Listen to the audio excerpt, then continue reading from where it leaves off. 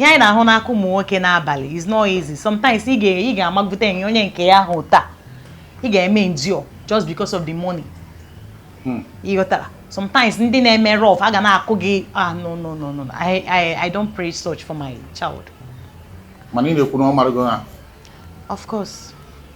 Kịta anyị kwuru ndị nke ha buru ibu, ndị mgbadike ha buru ibu. Eche m na ụmụ nwaanyị na-achọ mgbadike buru ibu. Ya na nke obere ke nwere ihe dị iche na ha na.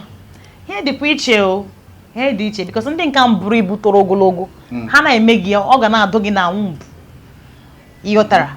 Why ndị nke petro mpe at least ọgodiri ma ọ buy inside at least ka onye mmegodi ka iyotara. Me for me I prefer ndị nke ndụkwa obere o. Iyotara because it saved me a lot of stress. But ndị nke buru ibu, Jesus, you have to endure. You have to endure, especially nwoke na abịa ọsịsọ. Iyotara. Ha, good. That's why I na-apụ, anyị na-eji oil ga-eme that place ka ọ dị too